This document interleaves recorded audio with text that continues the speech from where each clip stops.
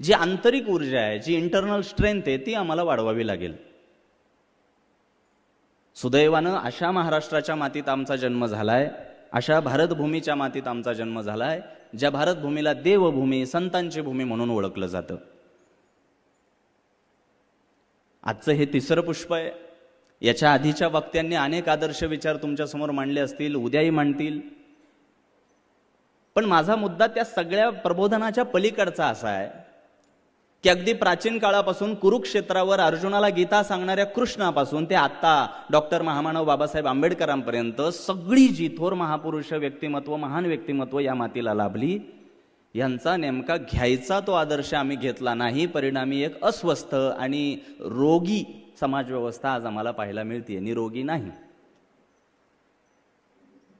कृष्णापासून आता महामानव डॉक्टर बाबासाहेब आंबेडकरांपर्यंत या भारताला प्रबोधनाची जी महान चळवळ लाभलेली आहे, मग दादोबा पांडुरंगांपासून बाबासाहेब आंबेडकरांपर्यंत कितीतरी असंख्य नावं इतिहासानं सुवर्णाक्षरात कोरून ठेवली. या सगळ्या ज्यांनी ज्यांनी हा देश उभा केला, महाराष्ट्र घडवला, इथली माती सुपीक केली, या सगळ्यांचं आम्ही नेमकं घेतलं ते काय घेतलं? मोठमोठ्या भाषणांच्या व्यतिरिक्त आजही समाजामध्ये कृतिशीलपणाच्या धर्तीवर काही बघायला न मिळणं हे माणूस म्हणून, समाज म्हणून आमचं अपयश नाही का?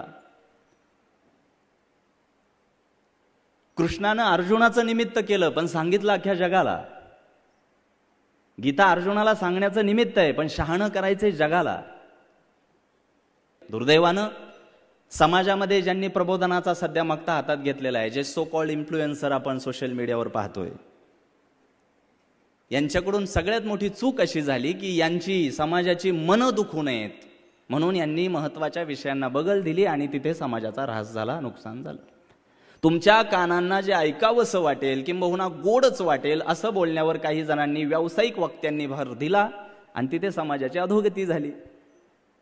आणि असे तुकोबाराय युगायुगातून एकदाच जन्माला येतात जे म्हणतात देतो तीक्ष्ण उत्तरे, पुढे व्हावय असे बरे, नाही भीड भाड तुका म्हणे सानातोर. समाजाची मनाची काळजी न करता, त्यांना वाईट वाटेल की गोड वाटेल याची काळजी न करता औषधोपचारावर बोललं पाहिजे.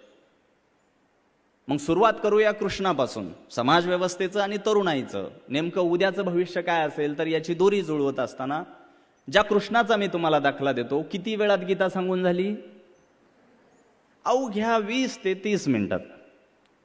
ज्या दिवशी सांगितली तो दिवस एकादशीचा होता. ती तिथी कोणती होती? एकादशी. म्हणून वारकरी संप्रदाय आणि महाराष्ट्र आजही एकादशीचा उपवास करतो. आजही त्या दिवसाचं व्रत समजलं जातं.